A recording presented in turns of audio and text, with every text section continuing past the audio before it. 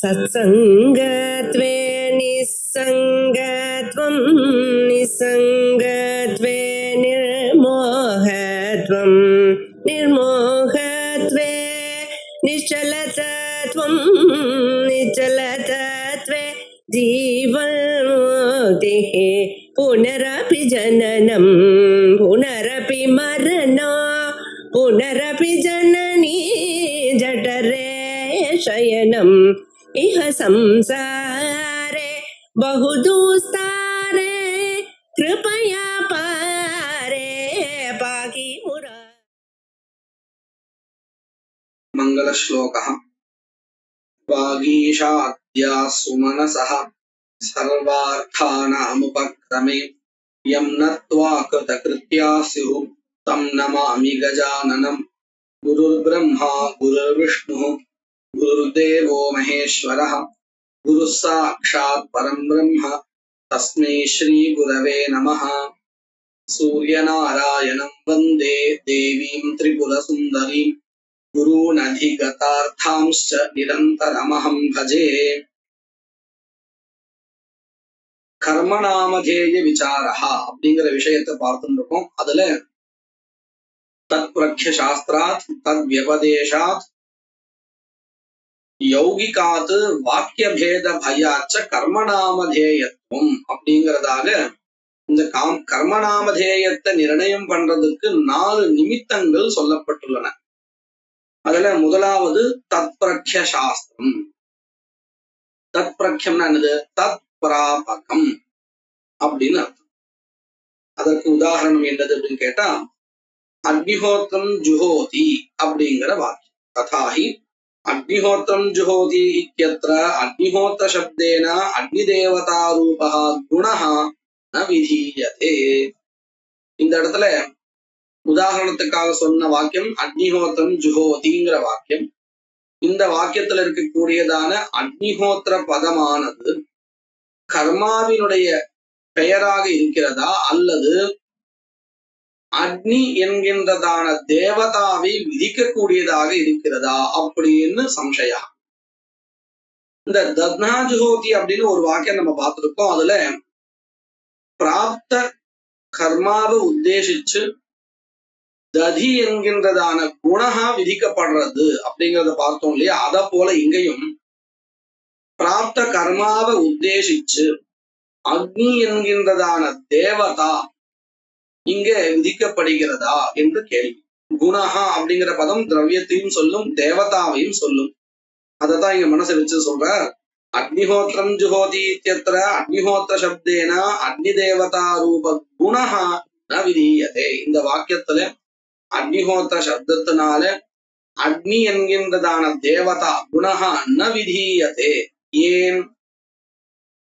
அந்த அக்னி தேவதாவானது வேற ஒரு பிரமாணத்தினாலேயே கிடைப்பதுனால இந்த இடத்துல அக்னிஹோத்திர பதம் அந்த தேவதாவை சொல்லவில்லை. அப்போ அடுத்து என்ன கேள்வி வரும்? வேற ஒரு பிரமாணம் அப்படின்னா அந்த பிரமாணம் என்னது? அந்த பிரமாணத்தினால எப்படி அக்னி தேவதாவானது இந்த கர்மாவுல தேவதா அப்படிங்கிறது கிடைக்கிறதுன்னு சொல்லணும். அதற்காக அந்த பிரமாணத்தை காமிக்கிறார். அக்னிர் ஜோதிர் ஜோதிர் அக்னி ஸ்வாஹேதி சாயஞ்சுஹோதி. இது ஒரு மந்திரம். இந்த மந்திரமானது எங்க படிக்கப்பட்டுள்ளது அப்படின்னு கேட்டா இந்த அக்னிஹோத்திர கர்மா இருக்கே அதனுடைய பிரகரணத்துல படிக்கப்பட்டுள்ளது. அதனுடைய தலைப்ப இந்த மந்திரமானது படிக்கப்பட்டது. அப்போ இந்த மந்திரம் அந்த கர்மாவுடைய அங்கம் அப்படிங்கிறது நமக்கு தெரிகிறது. இந்த மந்திரமானது எந்த தேவதையை பிரகாசிக்கிறதோ எந்த தேவதையை காமிக்கிறதோ அதுதான் அந்த கர்மாவுக்கு தேவதை அப்படிங்கிறது நம்மளால புரிஞ்சுக்க முடியாது. ஏன்னா அந்த கர்மாவிற்கு சம்பந்தம் இல்லாத ஒரு தேவதையை இந்த மந்திரம் சொல்லாது இல்லையா? நாம லௌகிகமா ஒரு உதாரணம் பார்க்கலாம். வீட்டுல இப்போ ஏதோ ஒரு பூஜை நடந்துட்டு இருக்கு, விஷ்ணு சம்பந்தமான பூஜை நடந்துட்டு இருக்குன்னு நினைச்சுப்போம். இப்போ விஷ்ணு சகஸ்ரநாமம் பாராயணம் பண்ணிட்டே இருக்கா. நடுவுல ஒருத்தர் வராது, இது என்ன பூஜைன்னு அவருக்கு தெரியாது. அந்த விஷ்ணு சகஸ்ரநாமத்தை அவர் கேட்கிறார். கேட்கும் பொழுது அங்க வரக்கூடியதான ஸ்லோகங்கள்ல விஷ்ணுவை சொல்லக்கூடியதான நாமாக்கள் தெரியாது. அந்த நாமாக்களை அவர் மனசுல வாங்கிட்டு அதனுடைய அர்த்தத்தை தெரிஞ்சுட்டு அடுத்தாப்புல என்ன புரிஞ்சுப்பார், இங்க நடக்கக்கூடியதான பூஜையில தேவதாவாக யாரு இருக்கார் அப்படின்னு கேட்டா விஷ்ணு இருக்காருங்கிறது தெரிஞ்சுடுவார். யாரும் சொல்லவே வேண்டாம். எப்படி அப்படின்னு கேட்டா நம்ம அவட இது எப்படி நீங்க முடிவு பண்ணீங்க அப்படின்னு கேட்டா உடனே என்ன சொல்லுவார், விஷ்ணுவை சொல்லக்கூடியதான விஷ்ணுவை பிரகாசிக்க கூடியதான ஸ்லோகங்கள் சொல்லப்படுகின்றன. அப்போ அந்த ஸ்லோகங்கள்னால சொல்லப்படுகின்ற விஷ்ணு அவர்தான் இந்த பூஜையில தேவதா. இந்த பூஜை வேற யாரதோ இருந்தால் ஏன் விஷ்ணுவை சொல்லக்கூடியதான ஸ்லோகங்களை சொல்லுவோம், அவரை ஏன் பிரகாசிப்போம்? அதனால இந்த பூஜையில தேவதா விஷ்ணு அப்படின்னு முடிவுக்கு வந்துடுவார் இல்லையா? அத போல இங்க அக்னிர்ஜோதிர் அக்னிஸ்வாஹா அப்படிங்கிற மந்திரமானது அக்னியை பிரகாசிக்கிறது. இதுல இருந்து நமக்கு என்ன தெரியாது, இந்த கர்மாவுல அக்னிதான் தேவதைன்னு தெரியறது இல்லையா? தனியா இதுக்குன்னு ஒரு பதம் வேண்டியதே இல்லை. அந்த மந்திரத்துடைய அர்த்தத்தை வச்சுட்டே நாம இதை முடிவு பண்ணிடலாம். அப்போ இந்த மந்திரத்தினாலேயே நமக்கு என்ன தெரிய வருது, இந்த கர்மாவுல அக்னிதான் தேவதை அப்படிங்கிறது தெரியாது. அக்னிர்ஜோதிர் அக்னிஸ்வாஹேதி சாயஞ்சுஹோதி இது வாக்கிய விஹிதேன மந்திரேனா, இந்த மந்திரத்தினால தேவதாயாக பிராப்தத்வாத் அக்னிதான் தேவதை என்பதை தெரிந்து கொண்டதினால் இந்த அக்னிஹோத்திர பதம் தேவதைய குறிப்பிடணுங்கிறதான அவசியம் இல்லை. தேவதையானது வேற ஒரு பிரமாணத்தினால, அதுதான் நம்ம முதல்லயே சொன்னோம், தத் பிரக்யாபக சாஸ்திரா. தத் பிரக்யாபகம்னா என்னது, ஒருவேளை இந்த அக்னிஹோத்திர பதம் தேவதைய சொல்லணுமா இருந்தால் அந்த அக்னிஹோத்திர பதத்தினால சொல்லப்படுகின்ற அக்னி தேவதா இருக்கே அதுதான் தத்பதம்னு வச்சு, தத்பதுக்கு அர்த்தம். அந்த அக்னி தேவதையை பிராபகமான சொல்லுகின்றதான இன்னொரு சாஸ்திரம் இருப்பதினால், அக்னிஹோத்திர பதத்தினால எந்த தேவதா கிடைக்கணும்னு நீங்க நினைக்கிறீங்களோ அந்த தேவதையானது வேற ஒரு சாஸ்திரத்தினால, அந்த அக்னியை சொல்லுகின்றதான வேற ஒரு சாஸ்திரத்தினால தத் பிரக்யாபக அதை சொல்லுகின்ற வேற ஒரு சாஸ்திரம் இருப்பதினால அதுதான் தத் பிரக்யாபக சாஸ்திரா. தத் பிராபக சாஸ்திரா அக்னிஹோத்திர பதம் கர்மநாமதேயம் என்று முடிவு செய்யப்படுகிறது. கிந்து அக்னி பிரக்யாபகம், அக்னி பிரக்யாபகம்னா என்ன அர்த்தம், அக்னி பிராபகம் யத் சாஸ்திராந்தரம், வேற ஒரு சாஸ்திரம் அப்படின்னு வேற ஒரு பிரமாணம் அப்படின்னு அர்த்தம். அந்த எந்த பிரமாணம் நம்ம காமிச்சோம், மந்திரத்தை காமிச்சோம். என்ன மந்திரஹாது, அக்னிர்ஜோதிர் அக்னிஹி, இந்த மந்திரஹாதான். இத்தியாதிகம் அஸ்தி தேன பிராப்தம் தேன மந்திரேண அப்படின்னு அர்த்தம். அந்த மந்திரத்தினால கிடைச்சதான அக்னி சம்பந்தம் நிமித்தீகிருத்திய, அதாவது இந்த கர்மாவில அக்னியானவர் தேவதை அப்படிங்கிறது மந்திரத்தினால தெரிஞ்சது. அப்போ அக்னி தேவதைக்கும் இந்த கர்மாவுக்கும் இருக்கக்கூடியதான சம்பந்தத்தை நாம எதிலிருந்து தெரிஞ்சுட்டோம், அந்த மந்திரத்தினால தெரிஞ்சுட்டோம் இல்லையா? அதுதான் இங்க சொல்ற, தேனா அந்த மந்திரத்தினால பிராப்தம் அக்னி சம்பந்தம், அக்னியினால கிடைக்க பெற்றதான அந்த சம்பந்தத்தை நிமித்தீகிருத்திய நிமித்தமாக வைத்துக்கொண்டு, காரணமாக வைத்துக்கொண்டு, அக்னிஹோத்திரம் அப்படிங்கிற பதத்தினால கர்மாவானது சொல்லப்படுகிறது. அந்த பதத்துக்கு என்ன அர்த்தம், அக்னிஹோத்திர பதத்துக்கு அதை சொல்லிக் கொடுக்கிறார். அக்னயே ஹோத்திரம், அதாவது ஹோமஹ அஸ்மின் இதி பகுவ்ரீஹினா அக்னிஹோத்திர பதஸ்ய ஹோம நாமதேயத்துவம். அக்னி தானே இந்த கர்மாவில தேவதா, அது நமக்கு மந்திரத்தினால கிடைச்சது. அப்பேற்பட்ட அக்னியின் பொருட்டு அக்னயே ஹோத்திரம், ஹோத்திரம்னா ஹோம அப்படின்னு அர்த்தம். அக்னியின் பொருட்டு ஹோமஹா யஸ்மின் எந்த கர்மாவிலோ அந்த கர்மாவிற்கு அக்னிஹோத்திரம் என்று பெயர். அக்னயே ஹோத்திரம் ஹோமஹ அஸ்மின் இதி பகுவ்ரீஹிணா அக்னிஹோத்திர பதஸ்ய ஹோம நாம தேயத்துவம் இங்க பகுவ்ரீஹி சமாசா இருக்குங்கிறது நமக்கு காமிச்சு கொடுக்கிறார். இதுக்கப்புறம் ஒரு சின்ன கேள்வி. நச்ச ஹோமஸ்ய பிரத்யவாச்ச அர்த்தபாவனாயாம் கரணத்வாத் தன்னாமத்வே அக்னிஹோத்ரேண இது திருத்தீயா ஸ்யாத் ஜோதிஷ்டோமேனா இதுவத் இது வாச்சியம். ஒரு கேள்வி, அதற்கு பதில் சொல்ல போற. முதல்ல கேள்வி என்னது அப்படின்னு கேட்டா, அக்னிஹோத்திரம் ஜுஹோதி அப்படிங்கிற வாக்கியத்தை நம்ம எடுத்துட்டு அதோடைய அர்த்தத்தை பார்த்தோம்னா, அக்னிஹோத்திரம் என்கின்றதான ஹோமத்தினால் ஸ்வர்கான்னு பலம் அடுத்த வாக்கியத்தினால் நமக்கு தெரிய போறது. அதாவது அக்னிஹோத்திரம் ஜுஹியாத் ஸ்வர்க காமஹா அப்படிங்கிற வாக்கியத்தினால ஸ்வர்கா பலம் அப்படின்னு தெரிகிறது.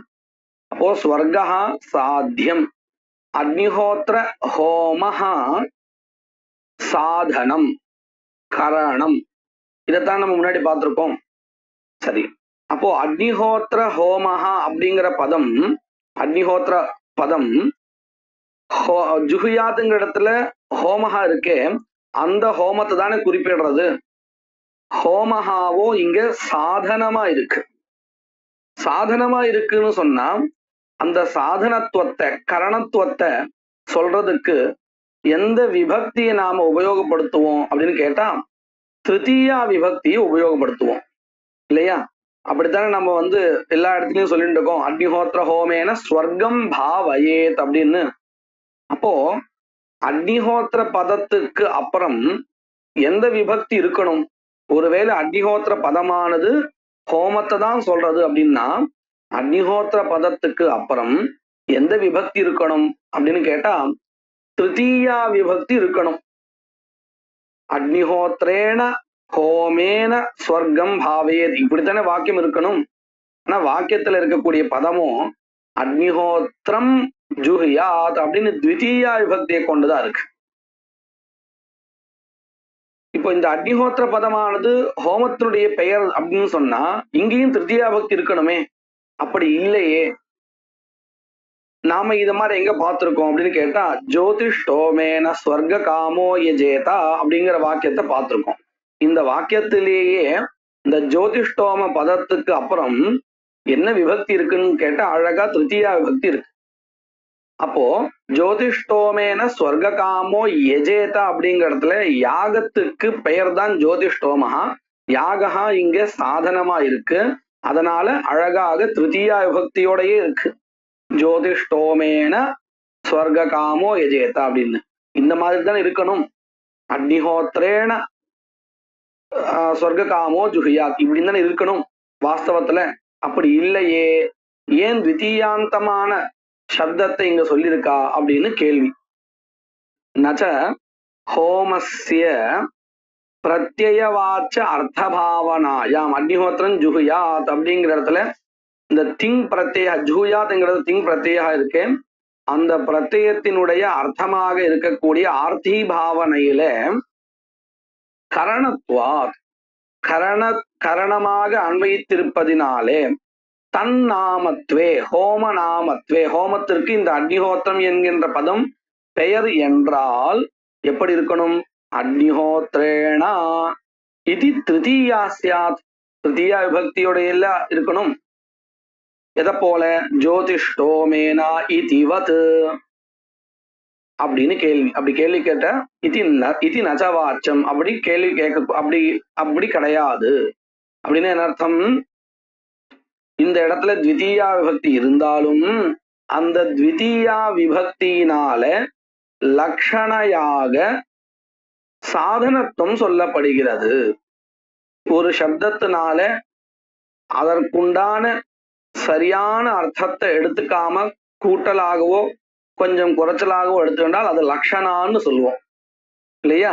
அத போல இங்க த்விதீயா விபக்திக்கு என்ன அர்த்தான்னு கேட்டால் கர்மத்துவம் அர்த்தா. ஆனால் இந்த இடத்துல த்விதீயா விபக்திக்கு கரணத்துவம் அர்த்தா அப்படின்னு எடுத்துக்கிறோம். எதனால? அப்போதான் இந்த அக்னிஹோத்திர பதம் ஹோம நாமதேயம் அப்படின்னு கிடைக்குங்கிறதுனால த்விதீயாயாக ஏவா த்விதீயா விபக்திற்கே லக்ஷணயா லக்ஷணாவிருத்தியா கரணார்த்தகத்வாத் கரணத்துவம் அர்த்தா அப்படின்னு எடுத்துக்கொள்வதனால் இந்த ஒரு தோஷா இல்லைன்னு ஒரு பதில் கொடுத்தாச்சு. கேள்விக்கு இப்போ ஒரு பதில் கொடுத்தாச்சு. ரெண்டாவது பதில் கொடுக்க போறா. என்னது அப்படின்னு கேட்டா, இங்க லக்ஷணா கூட வேண்டாம், த்விதீயா விபக்திக்கு கர்மத்துவம்னே அர்த்தா வச்சுப்போம், எந்த தோஷம் வராது. இப்போ ஒரு தோஷம் சொன்னோமே, அதாவது கரணமாக இருந்தா தான் இது ஹோமத்துக்கு நாமதேயம் ஆகும் அப்படின்னு சொன்னோமே, இது கர்மத்துவத்தை சொல்றதா இருந்தால் இது நாமதேயம் ஆகாது அப்படின்னு சொன்னோமே, இது தோஷகாதானு கேட்டா இதுக்கு வேற வழி சொல்லி கொடுக்குறா. நம்ம முதல்ல ஒரு லௌகிகமான உதாரணம் பார்க்கலாம். கோடாரியால மரத்தை வெட்டணும் அப்படின்னு சொல்லி கொடுத்தாச்சு. இப்போ இந்த மரத்தை வெட்டுறதுங்கிறது இங்க சாத்தியமா இருக்கு, லட்சியமா இருக்கு. இதற்கு சாதனம் எது அப்படின்னு கேட்டா அந்த கோடாரி அப்படின்னு நம்ம சொல்றோம். சரி, சாதனம் தானே இது, கோடாரிங்கிறது இப்போ இங்க சாதனமா எடுத்து மரத்தை வெட்டுறது அப்படிங்கிறதுல கோடாரி சாதனமா இருக்கு. சாதனமா இது ஆகணும்னா முதல்ல இது தயாராயிருக்கணும். கோடாரி சாதனம்னு சொன்னா எந்த மாதிரியான கோடாரி? ஏற்கனவே தயார் செய்யப்பட்ட ஒரு கோடாரி இல்லையா, இன்னும் தயாரே ஆகல. அந்த கோடாரி இங்க மரத்தை வெட்டுறதுக்கு சாதனம் ஆகுமான்னு கேட்டா ஆகாது. அதாவது இது சாதனம் அப்படின்னு நம்ம எங்க சொல்றோமோ அந்த சாதனம் தயாரானதாக ரெடியானதாக இருக்கணும். அதாவது முதல்ல அது சாத்தியமா இருந்திருக்கணும். ஒரு மரத்தினுடைய கட்டையோ அதே மாதிரி அந்த இரும்பு ஷார்ப்பாக இருக்கக்கூடியதான அந்த இரும்பு அதெல்லாம் கொண்டு வந்து தயார் பண்ணணும். முதல்ல அது சாத்தியமாக இருக்கணும். சாத்தியமா ஆனதுக்கு அப்புறம்தான் அது இன்னொன்னுத்துக்கு சாதனமாக ஆகும். இந்த மாதிரி நம்ம பல உதாரணம் பார்க்கலாம். இப்போ வீட்லயே நம்ம வந்து ஹோமாதிகள் பண்றோம் அப்படின்னா ஹவிஹி, அன்னம் ஹவிஹின்னு வச்சுப்போம். சரு ஹவிஹி அப்படின்னா இதுதான் சாதனம் ஹோமத்துக்கு. ஆனால் எப்போ அது சாதனம் ஆகும்னா முதல்ல அது சாத்தியம் ஆகணும். அதாவது அது சரு பக்குவம் ஆயிருக்கணும். பக்குவம் ஆகாத அன்னம் சரு ஹோமத்துக்கு சாதனம் ஆகுமா? ஆகாது. அப்போ முதல்ல அது எந்த அவஸ்தையில இருக்க வேண்டி இருக்கு அப்படின்னு கேட்டா ஒரு சாத்தியாவஸ்தையில இருக்கு. அப்படி ஆனதுக்கு அப்புறம் சாத்தியாவஸ்தைன்னு அர்த்தம் தயாராகுதல். தயாரானதாக இருந்தால் மட்டும்தான் அது இன்னொன்னுத்துக்கு சாதனமா ஆகும். அப்படி தயார் ஆகாத ஒரு பொருள் இன்னொன்னுத்துக்கு சாதனமாக ஆகாது இல்லையா? அப்போ இது சாதனம் ஆகிறதுக்கு முன்னாடி நிலையில அது சாத்தியமா இருந்திருக்கு இல்லையா? இப்போ அத போல அக்னிஹோத்திர ஹோமஹா ஸ்வர்க்கத்துக்கு சாதனம்னு சொன்னா எப்பேற்பட்ட அக்னிஹோத்திர ஹோமஹா? நம்முடைய முயற்சிக்கு, அதாவது கிருதிக்கு சாத்தியமா இருக்கணும். அதாவது அக்னிஹோத்திரத்தை நாம முதல்ல செய்யணும், அனுஷ்டானம் பண்ணணும். அனுஷ்டானம் பண்ணப்பட்ட அக்னிஹோத்திர ஹோமம் தான் ஸ்வர்க்கத்துக்கு சாதனம். அனுஷ்டானமே பண்ணப்படாத அக்னிஹோத்திரமானது ஸ்வர்க்கத்துக்கு சாதனமாக ஆகவே ஆகாது. அப்போ நமக்கு முதல்ல எது சாத்தியமா இருக்கு அப்படின்னு கேட்டா அக்னிஹோத்திர ஹோமஹா. அது நம்முடைய கிருதிக்கு சேஷ்டாவுக்கு சாத்தியமாறது. சாத்தியமாயி அது தயாரானதுக்கு அப்புறம், அதாவது அனுஷ்டிக்கப்பட்டதாக அந்த ஹோமஹா ஸ்வர்க்கத்துக்கு சாதனமாறுது.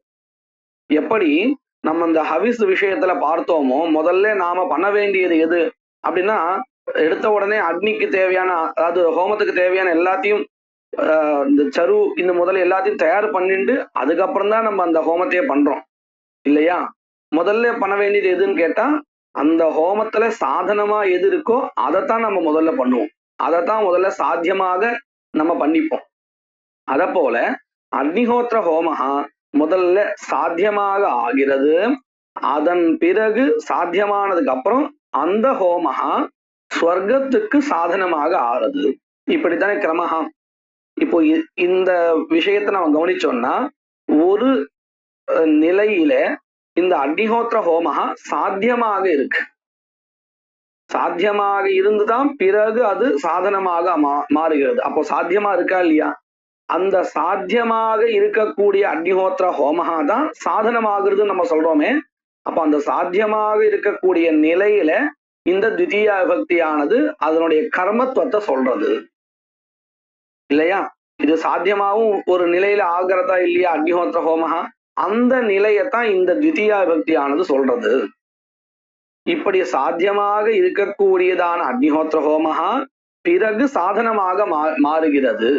அதனால இந்த த்விதீய விபக்திக்கு லட்சணா கூட பண்ண வேண்டிய அவசியம் இல்லை. ஏன்னா இந்த த்விதீய விபக்தி சாதனாவஸ்தைய சொல்லல, அதற்கும் முன்பாக சாத்தியாவஸ்தையில இருந்ததா இல்லையா ஹோமஹா, அந்த சாத்தியாவஸ்தைய குறிப்பிடுகிறது அப்படின்னு ரெண்டாவது பதில். ஏன் இந்த ரெண்டாவது பதில் அப்படின்னு கேட்டா, முதல் பதில்ல லக்ஷணாங்கிறதான ஒரு தோஷா இருக்கு இல்லையா, தேவையில்லாம ஒரு லக்ஷணாவை வச்சுட்டு அர்த்த நிர்ணயம் பண்ணக்கூடாது அப்படிங்கிறத மனசுல வச்சுண்டு இப்படி ரெண்டாவது பதில சொல்லி கொடுக்கிறார்.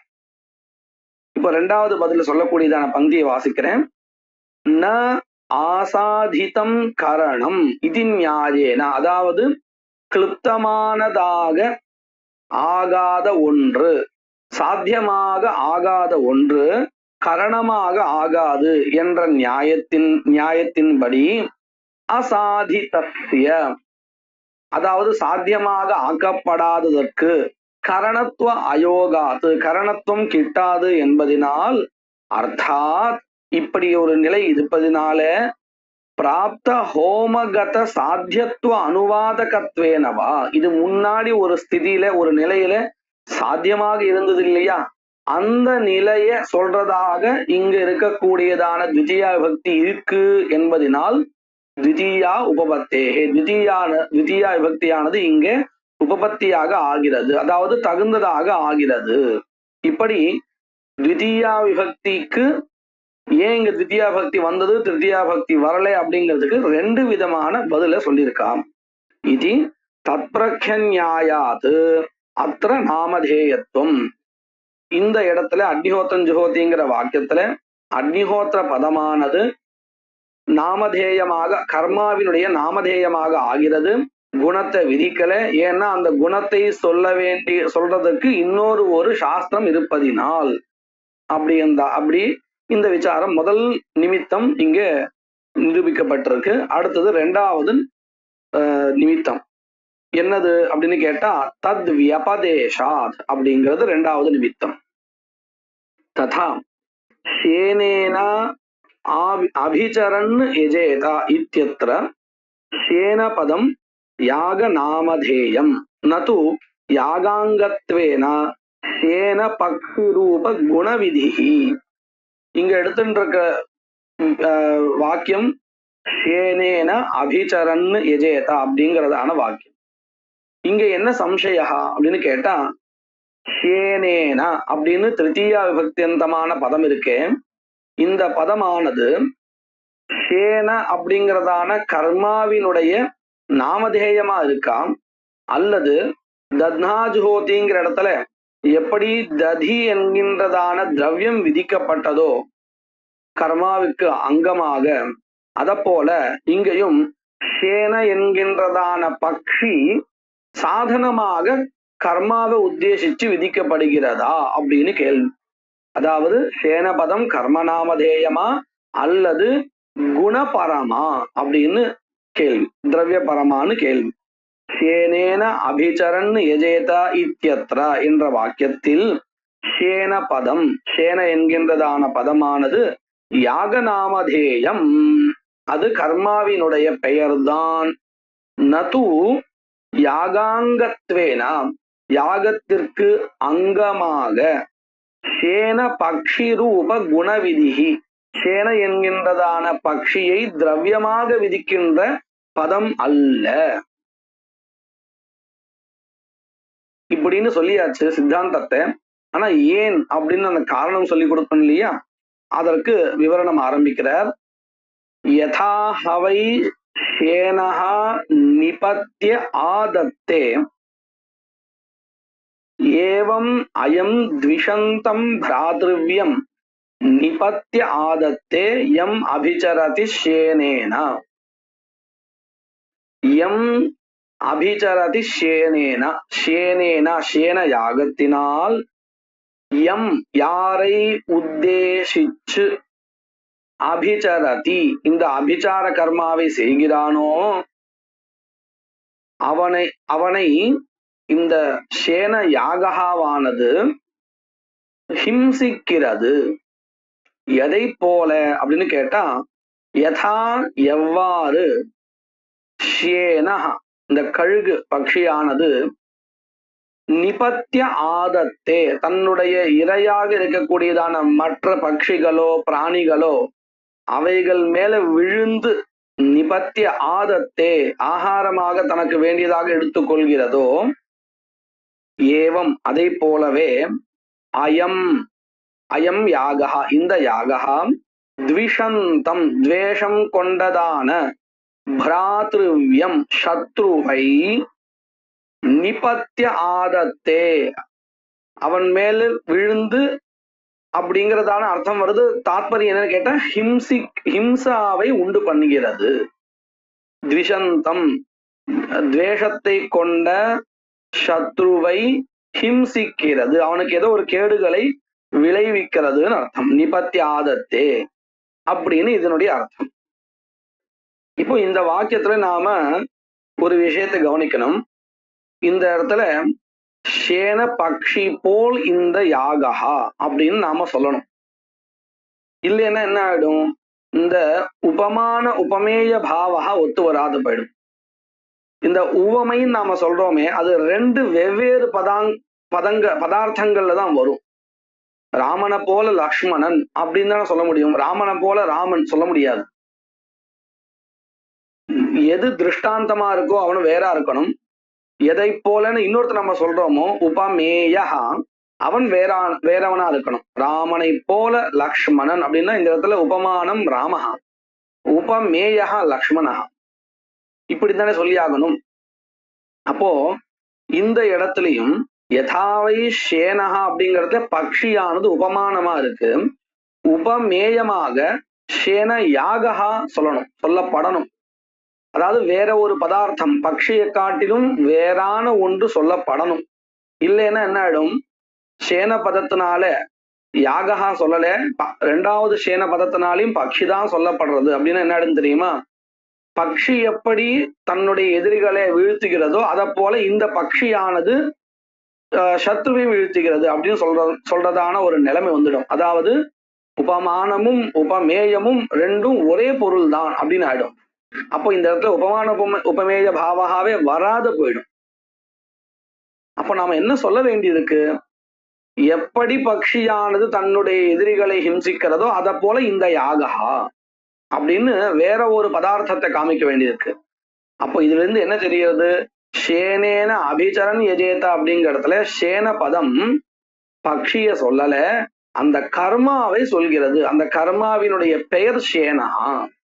இல்லைன்னா இந்த அர்த்தவாத வாக்கியத்தை சொல்லப்பட்ட உபமான உபமேய பாவகா ஒத்து வராது போயிடும். அதான் இங்க சொல்லி கொடுக்கிறான். யதாஹவை ஷேனஹா நிபத்திய ஆதத்தே ஏவம் அயம் த்விஷந்தம் பிராத்ருவ்யம் நிபத்திய ஆதத்தே யம் அபிச்சரதி ஷேனேன இது உபமான உபமேய வியபதேசாத் அனுபபத்தி உபதேச இப்படி சொல்லணும், உபமான உபமேய வியபதேச அனுபபத்தி பிரசங்காத். உபமான உபமேய பாவம் இங்க என்ன சொல்லப்பட்டதோ அது உபபத்தி ஆகாததாயிடும், அயோக்கியமாக ஆகிவிடும். எப்பொழுது ரெண்டு சேன பதத்தினாலையும் பக்ஷி தான் சொல்லப்படுகிறது என்று எடுத்துக்கொண்டால். சேன பக்ஷி யதா பக்ஷ்யந்தரம் நிபத்திய ஆதத்தே ஏவம் அயமபி ஷேன நாமகா கர்ம விசேஷः பிராத்ருவ்யம் சத்ரும் நிபத்திய ஆதத்தே இதி வியபதேசः கர்ம நாமத்துவ பக்ஷே ஏவ யுஜ்யதே. இப்படியான ஒரு அர்த்தம். அதாவது சேன பக்ஷியானது யதா எவ்வாறு பக்ஷ்யந்தரம் வேற ஒரு பட்சிகளை தனது இரையாக இருக்கக்கூடிய பட்சிகளை நிபத்திய ஆதத்தை வீழ்த்துகிறதோ, ஏவம் அதை போலவே அயமபி ஷேன நாமகா கர்ம விசேஷா ஷேன என்கின்றதான பெயரை கொண்ட இந்த கர்மாவானது பிராத்ருவியம் அதாவது சத்ருவை நிபத்திய ஆதத்தே ஹிம்சிக்கிறது என்று வியபதேசா.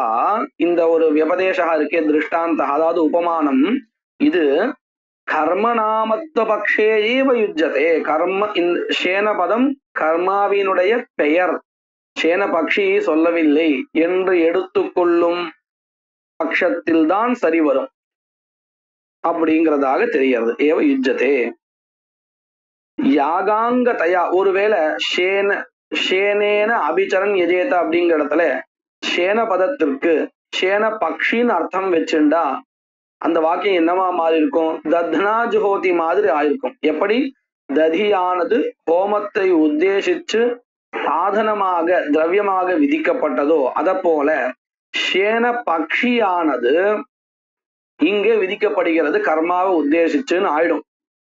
அப்படியானா என்ன அர்த்தம் கிடைக்கும்? யாகாங்கதையா சேன பக்ஷி விதௌது, யாகத்திற்கு அங்கமாக சேனகா என்கின்ற பக்ஷியை திரவியமாக விதிக்கையில் ஸ்வஸ்ய ஸ்வேனைவ உபமான உபமேய பாவஹா சியாத், தனக்கு தானே உபமானங்கிறதான ஒரு நிலை வரும். அப்படின்னு அர்த்தம், சேன பக்ஷியை போல இந்த சேன பக்ஷியானது எதிரிகளை வீழ்த்துகிறது. இப்படி உபமான உபமேய பாவம் ஒத்துக்கிறது இல்லை. உபமான உபமேய பாவகா எப்பொழுதும் பின்னமாக இருக்கக்கூடிய இரண்டு பதார்த்தங்களுக்குள்ளாரதான் கிடைக்குமே தவிர்த்து ஒரே பதார்த்தத்துல உபமான உபமேய பாவகா வராது. சச்ச அயுக்தா, இப்படி சொல்றது அதாவது ஒரே பதார்த்தத்தையே உபமானமாகவும் உபமேயமாகவும் எடுத்துக்கொள்றது யுக்தம் இல்லை, தகுந்தது இல்லை. இப்படியாக நமக்கு வேண்டிய விசாரம் கிடைச்சிடுது. இந்த இடத்துல இந்த சேன பதத்துக்கு சேன பக்ஷி அர்த்தம் இல்லை. எதை வச்சுண்டு நாம் அதை முடிவு பண்ணினோம்? உபமான உபமேய பாவத்தை வச்சுண்டு வியபதேஷாத் சாதிருஷ்யாத் அப்படின்னு அர்த்தம். இந்த சாதிருஷ்யத்தை வச்சுண்டு அர்த்தவாதத்துல சொல்லப்பட்ட சாதிருஷ்யத்தை வச்சுண்டு நாம இங்க சேன பதம் பக்ஷி அப்படிங்கிறதான அர்த்தத்தை சொல்லல, கர்மாவினுடைய பெயர் அப்படிங்கிறதாக முடிவு பண்ணினோம். இது ரெண்டாவது நிமித்தம். இதுலயே இதுக்கப்புறம் ஒரு சின்ன விசாரம். என்ன விசாரம் அப்படின்னு கேட்டா, இந்த அபிச்சாரஹா இல்லையா, அது அபிச்சாரஹா அப்படிங்கிறது மற்றவாளை மற்றவர்களுடைய ஹிம்சாவை பலமாக கொண்ட கர்மாவாச்சே. இந்த கர்மாவானது வேதத்தினால விதிக்கப்படுகிறதே. அப்படி வேதத்தினால விதிக்கப்பட்டால் சிஷ்டர்களும் இதை பண்ண வேண்டும் என்கின்றதான ஒரு நிலை வருமேன்னு கேள்வி. அப்போ அதற்கு பதில் என்ன அப்படின்னு கேட்டா, இந்த இடத்துல கர்மாதான் வேதத்தினால விதிக்கப்படுறதே தவிர்த்து அபிச்சாரங்கிற பலம் இருக்கே அது வேதத்தினால விதிக்கப்பட்டது இல்லை. அதனால என்ன தெரிகிறது? யாரு ஒருத்தன் அபிச்சாரத்தை அதாவது மற்றவர்களுடைய ஹிம்சையை விரும்பி இந்த கர்மாவை பண்றானோ அவனுக்கு பாபம் உண்டுதான். கர்மாவை பண்ணினதுனால அவனுக்கு பாபம் இல்லை. ஏன்னா அந்த கர்மா சேன யாகா இருக்கே, சேனகா என்கின்றதான பெயரை கொண்ட கர்மா, அந்த கர்மாவானது வேதத்தினால் விதிக்கப்பட்டது. அதை பண்ணினால் அவனுக்கு எந்த ஒரு தோஷகாவும் கிடையாது. ஆனால் அந்த கர்மாவினால அவனுக்கு வரக்கூடியதான பலன் இருக்கு. என்ன பலன்? மற்றவர்களுடைய கெடுதல் அப்படின்னு, அதற்கு இவனுக்கு தோஷம் உண்டு.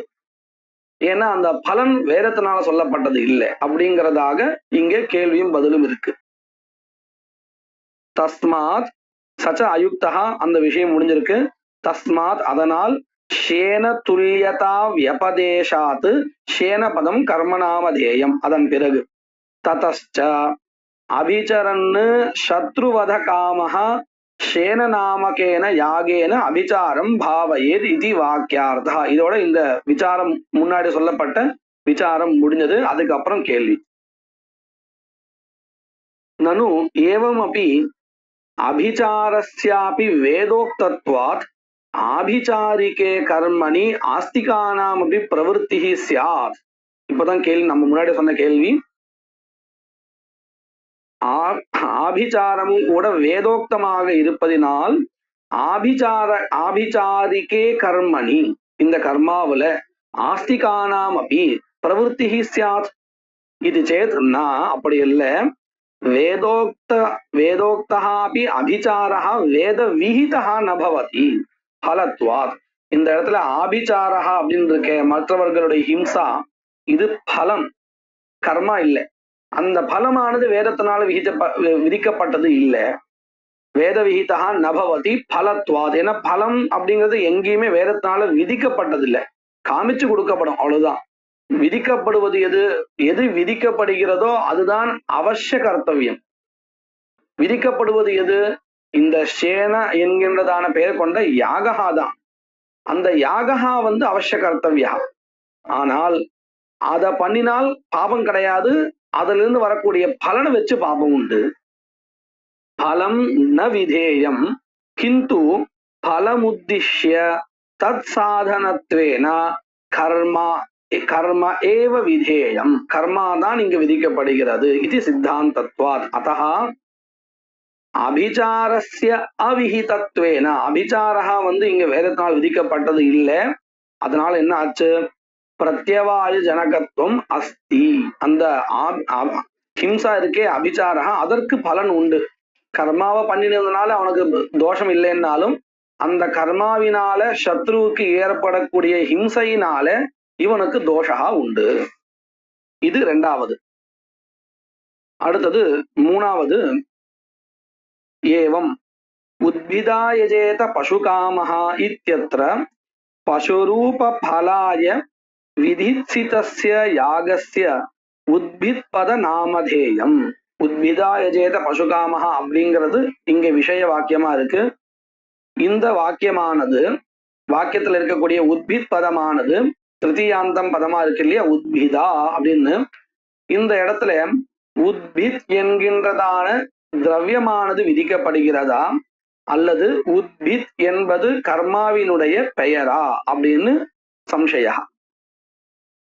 உத்பிதாயஜேத பசுகாமஹா இத்யத்ர பசுரூப பலாய, பசு என்கின்றதான பலத்தின் பொருட்டு விதித்சிதஸ்ய யாகஸ்ய, விதாத்தும் ஈப்சிதஸ்ய, அதாவது விதிக்க விரும்புகின்றதான யாகத்திற்கு உத்பித் பதன் நாமதேயம். உத்பித் என்கின்றது பெயராக இருக்கிறது. எடுத்த உடனே சித்தாந்தா சொல்லியாச்சு, அதனால நமக்கு குழப்பமே வேண்டாம். இந்த இடத்துல உத்பித் பதம் கர்ம நாமதேயம்.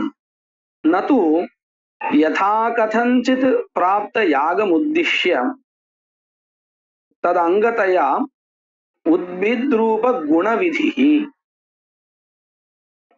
அதாவது இந்த வாக்கியம் இல்லாத வேறதோ ஒரு வாக்கியத்தினால கர்மாவானது கிடைக்க பெற்றிருக்கு. அந்த கர்மாவை உத்தேசிச்சு இந்த உத்பிதாயஜேத பசுகாமஹா அப்படிங்கிற வாக்கியத்துல உத்பித் என்கின்றதான குணஹா விதிக்கப்படுறது அப்படின்னு சொல்லக்கூடாது. இந்த மாதிரி நம்ம ஏற்கனவே பார்த்திருக்கோம். அக்னிஹோத்திரன் ஜுஹோதி அப்படிங்கிற வாக்கியத்தினால அக்னிஹோத்திர ஹோமஹா கிடைக்க பெற்றது. அதை உத்தேசிச்சு தத்னா ஜுஹோதிங்கிற வாக்கியத்துல ததி என்கின்றதான திரவியம் விதிக்கப்பட்டது.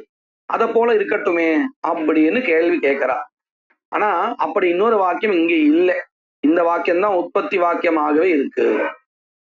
நது யதா கதஞ்சித் பிராப்த யாகம் உத்திஷ்ய, அதாவது யதா கதஞ்சித் அப்படிங்கிறதுக்கு என்ன அர்த்தம்? வேற ஒரு வாக்கியத்தினால கிடைக்க பெற்றதான யாகத்தை உத்தேசிச்சு ததங்கதயா, அந்த யாகத்திற்கு அங்கமாக உத்பித் ரூப குணவிதி, உத்பித் என்கின்றதான ஒரு திரவியம் விதிக்கப்படுகிறது. எதை போல? தத்யாதிவத் அப்படின்னு கேட்கக்கூடாது. ஏன்னா தத்யாதிவத், ததி முதலிய திரவியங்கள் லோகத்துல பிரசித்தம்.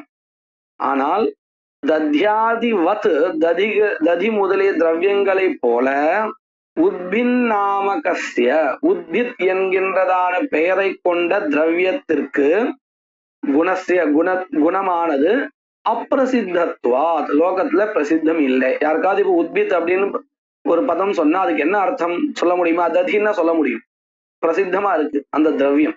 ஆனால் உத்பித் அப்படிங்கிறதான ஒரு திரவியம் லோகத்துல பிரசித்தம் இல்லை. யாகேது, அப்ப யாகத்துல உத்பித் பெயர் அப்படின்னு பிரசித்தமா அப்படின்னு கேட்டா யௌகிகமா சொல்ல முடியும். யோகிகம்னா ஒரு பதத்தை பிரிச்சு அதுல இருந்து வரக்கூடியதான அர்த்தத்தை வச்சு சொல்ல முடியும். பேரூந்து அப்படின்னு நம்ம சொல்றோம், பெருசாக இருக்கக்கூடியது, ஊர்ந்து செல்லக்கூடியது. இப்படின்னு நம்ம அந்த பதத்தை உடைச்சு அதுல இருக்கக்கூடியதான அர்த்தத்தை சேர்த்து வச்சு ஒரு பொருளை நம்ம குறிப்பிடுறோம் இல்லையா, இதற்கு யௌகிகம்னு பேர். ரூடம்னா நம்ம அப்படிதான் சொல்ல முடியாது. இப்போ கடஹா, இப்போ குடம் அப்படின்னு நம்ம சொல்றோம் தமிழ்ல. ஏன் அந்த பேர் வந்தது? கூக்கு இது அர்த்தம், தம்க்கு இது அர்த்தம் அப்படின்னு சொல்லவே முடியாது, பிரிச்சு சொல்லவே முடியாது. அதற்கு ரூடி சப்தஹான்னு பேரு. அந்த பதத்துக்கு இது அர்த்தம்னா இது அர்த்தம், அவ்வளவுதான். ஆனா பேருந்து அப்படிங்கிற பதத்துக்கு நம்ம சொல்ல முடியாது இல்லையா? பெருசாக இருக்கக்கூடியது, ஊர்ந்து செல்லக்கூடியது. மின்வண்டி அப்படின்னு சொல்றோம். மின்சாரத்தினால் இயங்கக்கூடிய வண்டி மின்வண்டி இப்படின்னு நம்ம, அதுவும் தொடர் நிறைய பெட்டிகள் இருக்கிறதுனால மின் தொடர் வண்டி, இப்படி நிறைய பதங்கள் யௌகிகமா சொல்லுவோம்.